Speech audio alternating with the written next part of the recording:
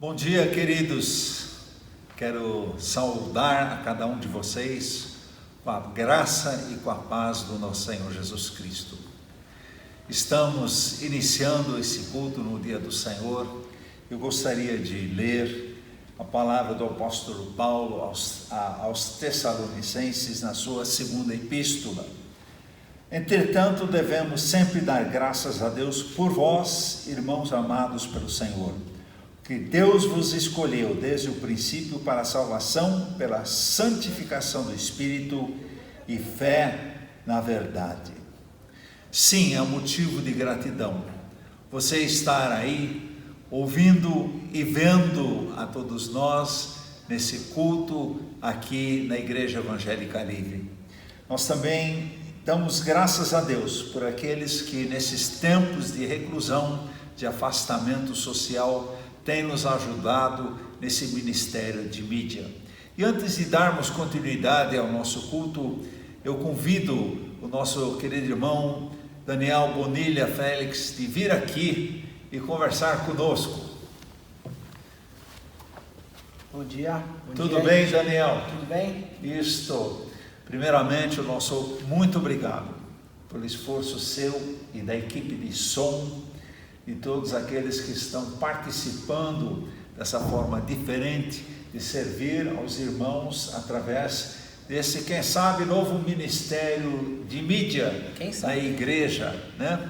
Daniel, conta para nós como é que está sendo essa experiência de gravar, de fazer todo o trabalho de editoração, de editagem desses vídeos que você sempre nos disponibiliza juntamente com a Cris no domingo de manhã. Como é que está funcionando isso?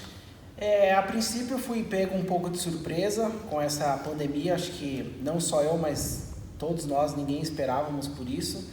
E não é da minha área, vocês sabem que eu sou da área de finanças, mas senti no meu coração de que Deus podia me capacitar para conseguir fazer isso cada vez melhor. Então, tenho me esforçado, tenho me dedicado e acredito eu que até aqui tenha feito um bom trabalho. Estou satisfeito com as edições e com as gravações e principalmente com a quantidade de visualizações. Isso tem nos deixado bem contentes e também com comentários a gente vê que não são só pessoas de São Paulo, não são só membros que estão vendo. Então isso tem nos alegrado bastante, tem nos dado cada vez mais força para continuarmos com esta nova ferramenta que se iniciou na nossa igreja.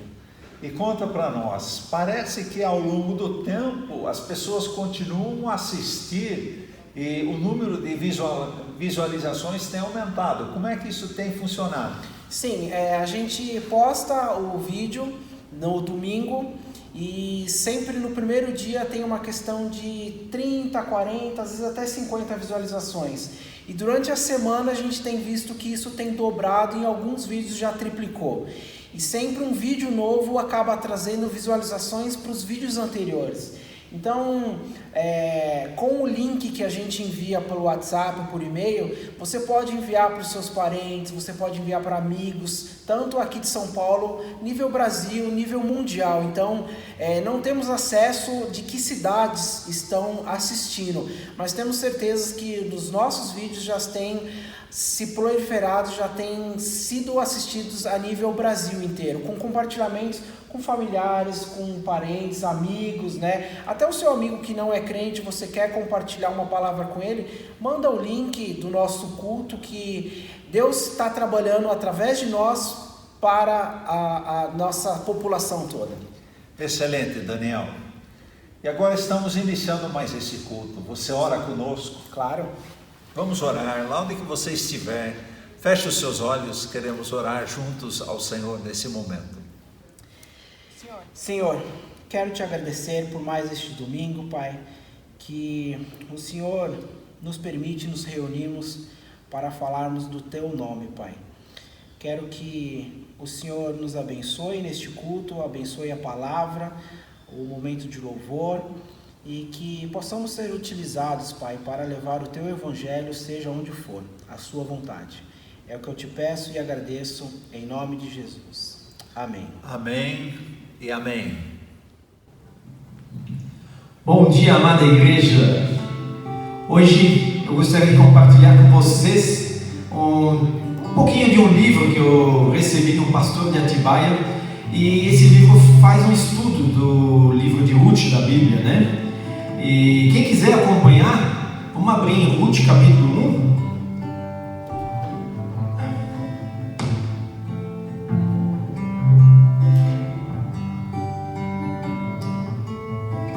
Eu não vou dar nenhum spoiler, não, eu vou apenas dar uma ideia inicial que ele traz no começo do livro, aí vocês leiam o livro se quiserem, tá? Fala ali do começo, né, de Ruth, capítulo 1, versículos 1 ao 6. Na época dos juízes houve fome na terra. Um homem de Belém, de Judá, com a mulher e os 2 filhos, foi viver por algum tempo nas terras de Moabe. O homem chamava-se Elimeleque, sua mulher Noemi e seus 2 filhos Malom e Quilom eram eufrateus de Belém de Judá. Chegaram a Moabe e lá ficaram. Morreu Elimeleque, marido de Noemi, e ela ficou sozinha com seus 2 filhos. Eles se casaram com mulheres moabitas, uma chamada Orfa e a outra Ruth. Depois de terem morado lá por quase 10 anos, morreram também Malom e Quilom, e Noemi ficou sozinha, sem os seus 2 filhos e sem o seu marido. Gente, é um trecho um tanto triste com um domingo de manhã, onde a gente quer cultuar o Senhor, mas talvez esse trecho, nesse momento, tenha uma semelhança com o que você está passando. Talvez você se sinta longe dos seus entes queridos. Talvez você se sinta longe da sua terra natal, como era a questão ali de Noemi, né? Porque ela não estava mais na terra que Deus tinha preparado para ela, e sim na terra dos Moabitas. E você talvez também se sinta longe das coisas que você tanto ama. Mas eu queria não dar atenção para exatamente esses versículos. Eu queria dar uma atenção para o que acontece depois. O que acontece é que a Noemi, junto com o Ruth, decidem voltar à sua terra, a terra do seu Deus. E aí é impressionante. Eu recomendo que vocês leiam mais uma vez o livro de Ruth e vejam o que tudo de bom acontece para essas 2 mulheres. E Deus volta a abençoar elas. Então, períodos de provação na nossa vida são normais, mas Deus sempre tem preparado alguma coisa para a gente quando a gente se volta para Ele novamente. E esse voltar para Ele não significa que a gente tem que esperar a quarentena acabar para a gente estar junto de novo com Deus, porque Deus você pode procurar aí em casa agora, tá? Então, vamos cantar uma música que fala dessa sede de Deus, tá? Vamos lá?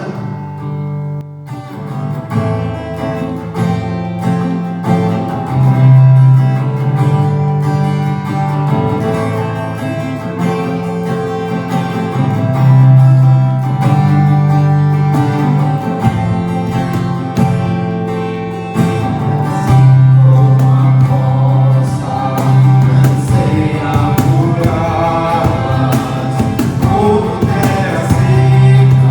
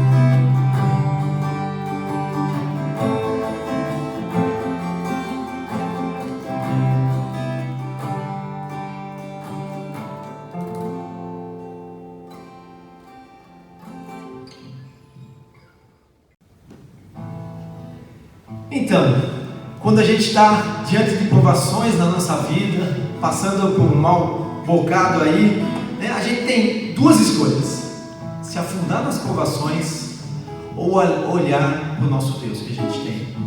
Vamos cantar isso agora também juntos.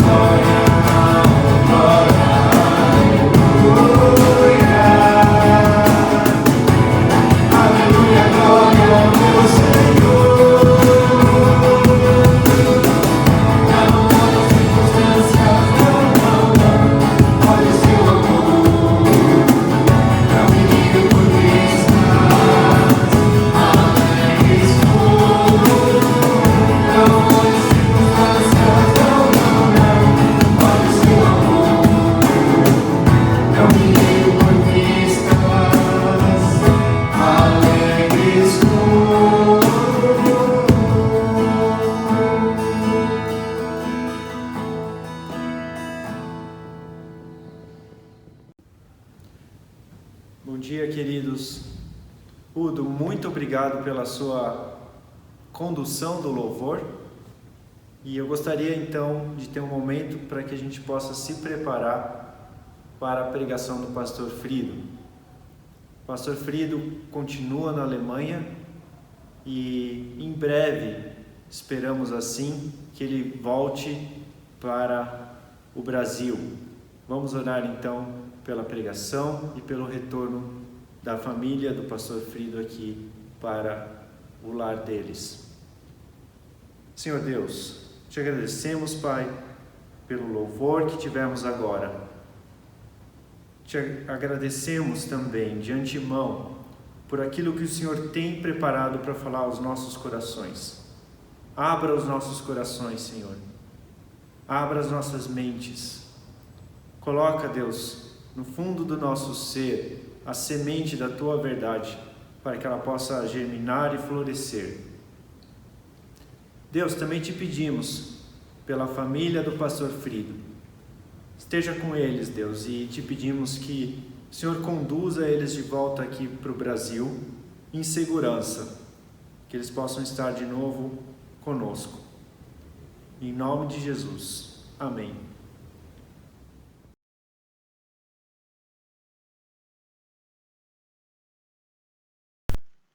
Muito bom dia, gente.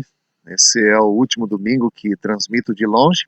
Isso porque nessa segunda-feira estaremos retornando para casa. E então sim, poderemos estar um pouco mais próximos de vocês, né? Apesar das circunstâncias ainda.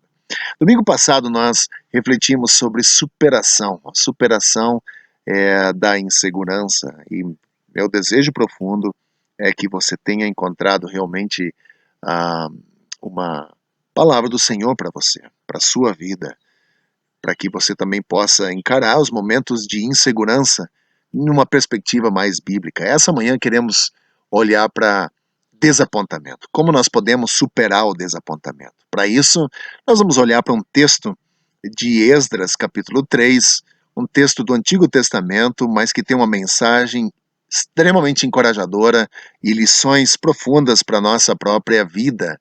Então eu quero convidar você também a embarcar comigo nessa pequena jornada através do Antigo Testamento, para que a gente possa também tirar dela, né, as lições que são tão ricas para momentos e circunstâncias como vivemos atualmente.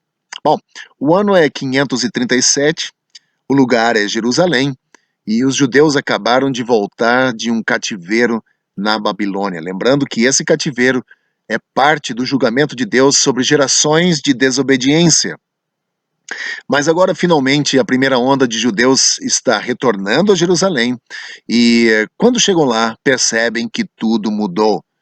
O campo está na mão dos inimigos, a cidade de Jerusalém está em ruínas, as paredes elas foram derrubadas, todas elas, os edifícios saqueados e o pior de tudo, o templo que Salomão construiu 500 anos antes não existe mais.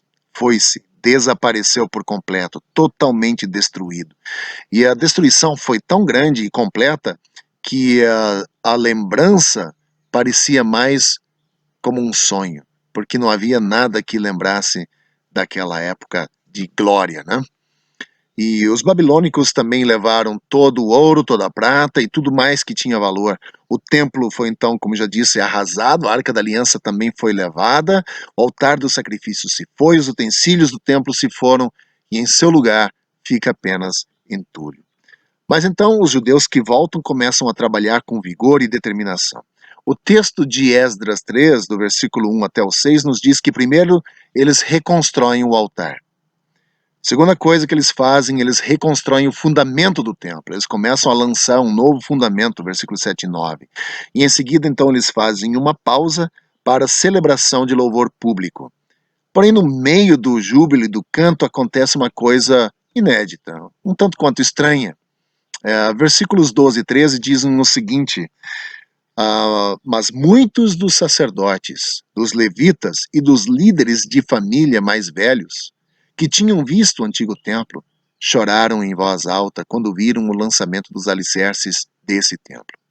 Muitos, porém, gritavam de alegria. Não era possível distinguir entre o som dos gritos de alegria e o som do choro, pois o povo fazia enorme barulho e o som foi ouvido a grande distância. Os jovens dançavam e aplaudiam enquanto os velhos choravam amargamente. E os gritos de alegria, diz o texto, se misturaram com o choro de modo que ninguém poderia diferenciá-los. Que cena! Isso é uma cena interessante.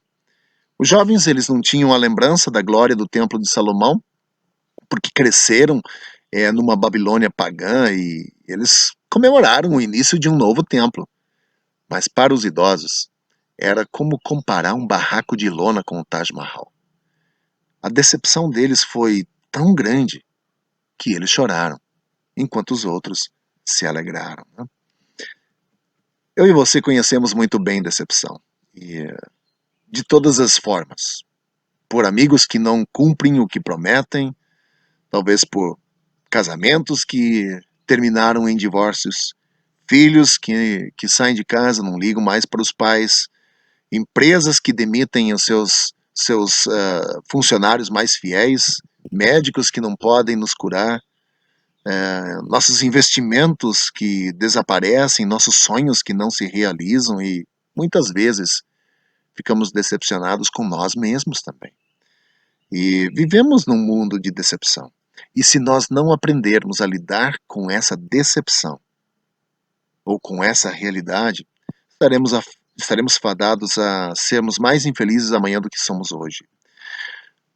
Para simplificar tudo isso, nós ficamos decepcionados ou desapontados quando as coisas não saem como nós planejamos. Expectativas erradas podem levar à decepção, e a decepção pode nos levar ao desespero. E a pergunta para as pessoas aqui, os judeus em Esdras, é por que ficaram decepcionadas? E a pergunta tem uma resposta relativamente simples. Eles estavam decepcionados porque se lembravam de como as coisas eram boas e porque estavam vivendo no passado com essas lembranças da glória, não conseguiam lidar com a realidade do presente. E se nós quisermos entender ou superar a decepção, nós também precisamos lidar com ela, e algumas coisas são necessárias. E Esdras capítulo 3 vai nos ajudar a entender isso. Primeira coisa que nós precisamos para superação de desapontamento é uma nova dedicação. Reconstruir o altar. Vejam só, os exilados que voltaram da Babilônia começaram a reconstruir o altar para que pudessem oferecer sacrifícios a Deus. O versículo 1 do capítulo 3 observa que todas as pessoas, e ali ele usa o termo, como um só homem, se reuniram em Jerusalém. Era unânime o desejo da reconstrução. E dois líderes principais sabiam o que fazer. O primeiro foi Jesuá, que era o sumo sacerdote, e Zorobabel, o homem que havia trazido os exilados da Babilônia. Eles lideraram então o povo na reconstrução do altar. E quando terminou, começaram a oferecer sacrifícios da manhã e da tarde, como Deus havia ordenado no livro de Levíticos, e fizeram isso mesmo sem ter os fundamentos do templo lançados. Versículo 6 diz isso. Eles reconstroem um altar antes mesmo de começarem a reconstruir o templo. Por quê? E a adoração, aqui a resposta é única, a adoração deve sempre vir em primeiro lugar. Dos escombros da desobediência desse povo, eles primeiro se certificaram de estar certo com Deus. Ao reconstruir o altar e começar a fazer o sacrifício, eles estavam dizendo: Senhor, queremos estar certos contigo, ou nos acertar contigo. Porque o altar era o símbolo, né, da religião do Antigo Testamento, era o lugar onde eles traziam as ofertas ao Senhor. E sem o altar não poderia haver adoração. Sem o altar não haveria garantia de proteção divina, garantia de perdão, acesso a Deus, o perdão dos fardos, da culpa e do fracasso. O altar era o elo entre o homem e Deus. E durante todos os tempos em que eles viveram na Babilônia, o povo não teve um altar. E, portanto, não tinham nenhum acesso a Deus. E nenhuma garantia de perdão também. Porque a desobediência deles havia retirado o altar e rompido essa comunhão com Deus. E há momentos em que precisamos de um novo recomeço com Deus também. Às vezes precisamos de um novo recomeço porque nós temos pecado, nós pecamos. E às vezes por causa das circunstâncias difíceis da nossa vida. E nesse momento precisamos fazer o que os judeus fizeram. Nós devemos retornar ao altar dos sacrifícios. E para o cristão isso significa retornar à cruz de Jesus Cristo, onde o seu sangue foi derramado por nossos pecados. Não é apenas a pessoa que não tem o Senhor Jesus como seu Senhor e Salvador que deve ir à cruz de Cristo, mas os cristãos também. Todos nós precisamos da cura que vem da cruz de Jesus e precisamos disso todos os dias. Em primeiro lugar, reconstrua o seu altar, volte à cruz de Cristo, para que você possa ser curado desse desapontamento. A segunda coisa, nós precisamos de uma nova obediência, relançar os fundamentos. E aqui nós estamos no texto do capítulo 3, versículos 7 e 8. Depois que os judeus reconstruíram o altar e assim restabeleceram o seu relacionamento com Deus, eles passaram a relançar o fundamento do templo. Isso envolveu um grande esforço de limpeza. Lembre-se que quando eles retornaram, encontraram uma cidade basicamente transformada em escombros. E quando eles viram tudo pela primeira vez, não havia nada que lembrasse um templo. Nada, tudo estava destruído. Veja o que diz o texto, versículos 7 e 8. E então eles deram dinheiro aos pedreiros e aos carpinteiros, e deram comida, bebida e azeite ao povo de Sidom e de Tiro, para que pelo mar trouxessem do Líbano para Jope toras de cedro, que tinha sido autorizado por Ciro, rei da Pérsia. No segundo mês do segundo ano, depois de chegarem ao templo de Deus em Jerusalém, Zorobabel, filho de Sealtiel, Jesuá, filho de Josadaque, e o restante dos seus irmãos, os sacerdotes, os levitas e todos os que tinham voltado do cativeiro para Jerusalém, começaram o trabalho, designando levitas de 20 anos para cima para supervisionarem a construção do templo do Senhor. Dois fatos me chamaram muito a atenção nesse relato. Primeiro, eles se comprometeram a seguir o Senhor nos detalhes da vida. Se você olhar o versículo 2 e o versículo 4, lá está enfatizado que enquanto reconstruíam o altar, o fizeram de acordo com o que está escrito. Isso é, seguiram nos mínimos detalhes o que Deus havia dito a Moisés para fazer. Isso é significativo, pois aquilo que Deus havia dito a Moisés, havia dito há 1000 anos antes. Muita água tinha passado por baixo dessa ponte. Impérios vieram, impérios foram. O próprio Israel passou pela conquista, pelo período de juízes, pelo reinado de 3 grandes reis, também pelo tempo bizarro de reino dividido, até finalmente pela humilhação da derrota total com o exílio na Babilônia. Mas agora era a hora de recomeçar. E o que você faz quando você recomeça? Você vai ao básico, você volta ao básico, você vai à prancheta, você lê o manual, você se certifica de não cometer os mesmos erros novamente. E foi o que eles fizeram em Esdras 3. Eles se comprometeram a seguir o Senhor. A segunda coisa, eles relançaram os alicerces, apesar dos inimigos ao seu redor. À medida que a história se desenrola nos capítulos seguintes, e eu quero encorajar você a ler a sequência dessas histórias, os inimigos farão de tudo para desencorajar esses judeus, perseguindo-os, opondo-se a eles para detê-los por completo. E de fato eles até têm um certo tipo de êxito no início, por um período de tempo. Mas é preciso coragem para enfrentar um mundo hostil.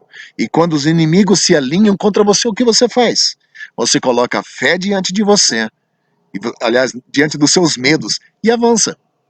E resumindo, apesar dos escombros e apesar da oposição e apesar de tudo que havia acontecido no passado, o povo de Deus aqui se uniu e começou a trabalhar. Pouco a pouco, dia após dia, semana após semana, eles trabalharam para limpar meio século de negligência. Que não percamos aqui a aplicação desse texto. Quando você está decepcionado e não sabe o que fazer, use a lição dos judeus. Faça o que você sabe que deve fazer. E se você não consegue obedecer a Deus com grandes gestos de obediência, obedeça a Ele nas pequenas coisas da vida. Faça o que você sabe que precisa fazer e faça para a glória do Senhor. Depois, nós vemos o versículo 10 a 11, uma nova prioridade. Nós precisamos de prioridades. E aqui o texto nos mostra que a prioridade dos judeus foi uma decisão de louvar o Senhor. Veja o que diz o versículo 10 e 11. Quando os construtores lançaram os alicerces do Senhor, no templo do Senhor, os sacerdotes com suas vestes e suas trombetas, e os levitas, filhos de Asaf, com símbolos, tomaram seus lugares para louvar o Senhor, conforme prescrito por Davi, rei de Israel. Com louvor e ações de graças, cantaram responsivamente ao Senhor. Ele é bom, seu amor por Israel dura para sempre. E todo o povo louvou ao Senhor em alta voz, pois haviam sido lançados alicerces do templo do Senhor. Uma vez estabelecido o fundamento, e o povo e seus líderes passaram então a dar graças a Deus. E esse é um elogio unânime, é intenso, é emocional, é público, é centrado em Deus. E quando eles cantaram, declararam, Ele é bom. E não diziam, nós somos bons. Eles não disseram, fizemos isso com a ajuda de Deus, apesar de isso ser verdade também, mas deram todo o crédito ao Senhor. Eu fico impressionado com o fato de que eles não esperaram que a construção estivesse pronta para fazer um culto de louvor e adoração. Embora estabelecer as bases fosse significativo, ainda havia muita coisa a fazer. Anos iriam se passar até que o templo finalmente ficasse pronto. Este era apenas o primeiro passo, mas eles pararam e mesmo assim deram graças ao Senhor. Que lição isso é para nós? Que lição! Louvar não depende do nosso sentimento. Louvor é uma escolha que fazemos sem levar em conta os nossos sentimentos. Nós não devemos esperar até que vitória seja alcançada ou conquistada para louvar o Senhor. Nós devemos parar e louvá-lo antes da batalha. Antes que a batalha comece, louve ao Senhor. Louve-o no meio da batalha. Louve-o mesmo que as coisas parecem que estão indo contra você. Faça o que os judeus fizeram e louve-o para um bom começo. Isso vai colocar nossa alma num lugar certo para continuar a trabalhar com alegria nos dias que se seguirão. E o texto do versículo 12, 12 e 13, diz que houve choro e alegria, mas por que os jovens se alegraram tanto? Porque a Babilônia era tudo o que eles conheciam, eles nunca tinham visto o Templo de Salomão, não sabiam nada sobre a glória do Templo de Salomão, não haviam testemunhado a sua destruição, tudo o que eles sabiam, eles tinham ouvido falar dos seus pais. A geração mais velha contou histórias dos gloriosos templos do Templo de Salomão, mas eles não sabiam nada por experiência. Então, quando eles viram essa fundação do templo surgir, para eles foi como uma resposta surpreendente à oração, ao anseio do coração que eles tinham. Era a coisa mais próxima de um tempo que eles já tinham visto. E não havia motivo nenhum para chorar. Era um momento de celebrar a bondade do Senhor. Mas também eu não acho que devemos ser excessivamente duros com os velhos dessa história de Esdras 3. Os velhos da história lembraram de como as coisas haviam sido boas e lembraram o que havia sido perdido pela desobediência. E era bom que eles chorassem, e melhor ainda que transmitissem essas lições aprendidas com a amarga experiência de muitos anos antes. E isso também é verdade hoje. Os jovens, eles precisam dos mais velhos para que os lembrem do passado. E os mais velhos precisam que os jovens os encorajem sobre o futuro. O que nós podemos fazer com um texto como esse de Esdras 3? Primeira coisa, nós aprendemos e devemos aplicar isso na nossa vida, que devemos entregar as nossas memórias e sonhos ao Senhor.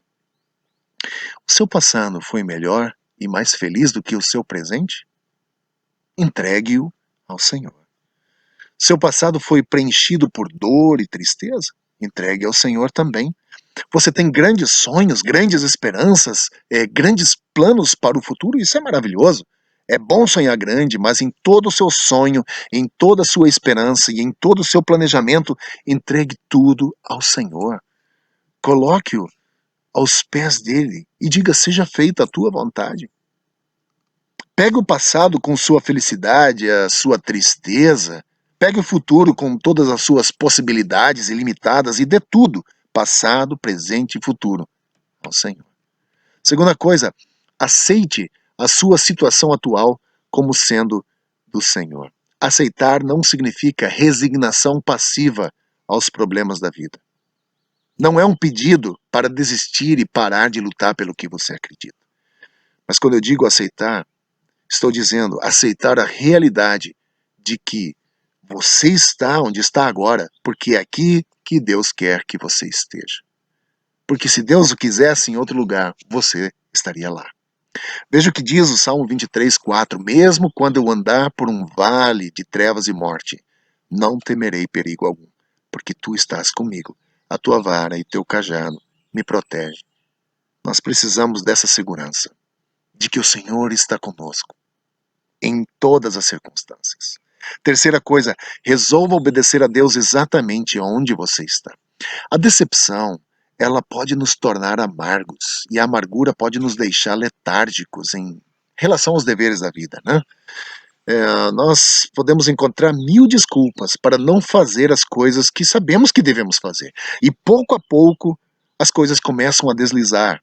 E os trabalhos não são concluídos, os projetos são deixados incompletos, os objetivos não são atingidos e descemos para um poço sem fundo de desespero. E a resposta, ela é tão simples, mas às vezes temos tanta dificuldade de encontrá-la. Resolva em seu coração que você obedecerá a Deus exatamente aonde você está. Não espere por dias melhores para obedecer ao Senhor. Obedeça-o aonde você está. Eu gosto muito do texto de Eclesiastes, capítulo 9, primeira parte do versículo 10. Diz assim: o que as suas mãos tiverem que fazer, que o façam com toda a sua força. Portanto, se você sabe o que deve fazer, vá e faça. Não espere dias melhores. Quarta e última coisa, louve a Deus por sua bondade, apesar das circunstâncias em que vivemos. Isso é o que o povo de Deus fez nos dias de Esdras. Eles arregaçaram as mangas, começaram a trabalhar e enquanto trabalhavam, com a realização de seus sonhos ainda muito longe de acontecerem, eles ofereceram louvor público a Deus. Que possamos fazer o mesmo. Irmão, a bondade de Deus, ela é provada não apenas no que Ele nos dá, mas também no que Ele permite vir sobre nós. Tempos difíceis são difíceis justamente porque eles nos forçam a sair da nossa zona de conforto e nos colocam em um lugar onde somos virtualmente forçados a confiar em Deus. E esses momentos nos movem da teoria para a realidade. Nós podemos ouvir dezenas de sermões que quisermos sobre como Deus cuida dos seus filhos, mas só depois de experimentarmos por nós mesmos é que essas verdades se tornam um fundamento libertador de uma vida que não é abalada pela adversidade. Decepção, ela é uma emoção bastante complicada. Eu não acho errado lembrar o passado e certamente também não acho ser errado lamentar sobre coisas que perdemos. Mas tem um momento em que nós precisamos mover para frente. Nesse ponto, é provável que o nosso início ele seja pequeno e bastante insignificante, mas nós não devemos menosprezar isso. A salvação chegou em nosso mundo através de um bebê numa manjedoura. Pequenos começos não impedem o Senhor. Portanto, vá em frente e comece. Você nunca sabe o que Deus irá fazer. Talvez nessa manhã você esteja desencorajado, desapontado. Quanto tempo você permitirá que o seu futuro seja definido pelo seu passado? Quanto tempo você escolherá ficar decepcionado? Não despreze o seu presente, desculpe, só porque não é o que você queria que fosse ou porque não era o que o seu passado costumava ser. Coloque sua decepção aos pés da cruz. Deixe Jesus lidar com essas questões na sua vida. Leve seus fardos ao Senhor e deixe-os lá. Agradeça por todas as bênçãos que Ele já derramou em sua vida. E então, pela graça de Deus, avance com a sua vida, determinado a servir o Senhor. Deus ainda não concluiu conosco. Deus ainda tem muito por fazer. E eu quero encerrar essa manhã desejando que o Senhor continue falando ao seu coração. Que você continue dependendo do Senhor, que a graça do Senhor nesse processo de aprendizagem possa ser enorme sobre a vida de cada um de vocês. No próximo domingo nós queremos continuar na nossa reflexão e vamos olhar sobre a amargura. A amargura é também um sentimento muito difícil e precisamos aprender a superá-la. E em circunstâncias difíceis nós tendemos a ficar amargurados também. Então vamos olhar o Gênesis capítulo 45 sobre a história de José. Essa é uma história bem interessante que vai nos ensinar sobre como nós podemos superar a amargura. Me despeço daqui e no domingo que vem, se Deus permitir, estaremos juntos no Brasil, sim, dessa vez, para que nós possamos estar um pouco mais próximos. Meu coração anseia ver o Senhor Jesus agir em nosso meio. Meu coração anseia por ver a palavra de Deus florescendo em nosso meio de uma forma poderosa. E talvez esses momentos difíceis que a gente está enfrentando agora sejam um prenúncio do que Deus irá fazer. Não devemos menosprezar as dificuldades, porque, como eu disse antes, é justamente em momentos assim que nós somos empurrados da nossa teoria para a prática. E desejo a você ainda um ótimo domingo, uma boa semana. Nos vemos aqui no próximo domingo em como superar, né, essa amargura. Vamos juntos, leia o texto de Crônicas capítulo 3, leia o livro de Crônicas, vale a pena de você também refletir sobre aquilo que Deus fez no passado e o que Ele pode fazer também no nosso futuro. Leia também Gênesis 45, leia a história de José. Coloque-se no lugar desse homem. Nós temos muito a aprender com os personagens da Bíblia. Nos vemos em breve. Um grande abraço, Deus abençoe você, um ótimo domingo e uma semana produtiva. Pastor Frido, muito obrigado por essa pregação tão especial. Nós vamos passar agora pelo momento de dízimos e ofertas.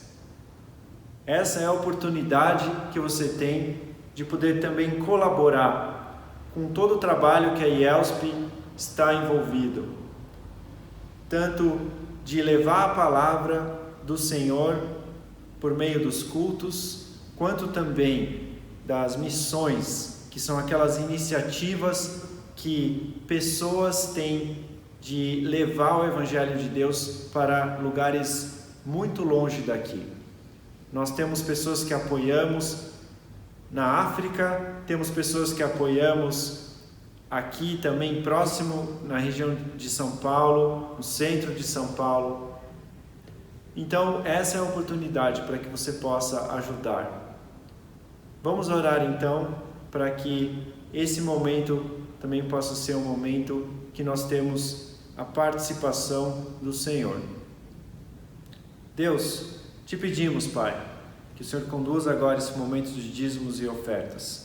Coloca no coração de cada um de nós essa iniciativa de poder colaborar de uma forma equilibrada, mas também com um coração grato e feliz por estar fazendo parte de todas as iniciativas que são suas. Em nome de Jesus. Amém.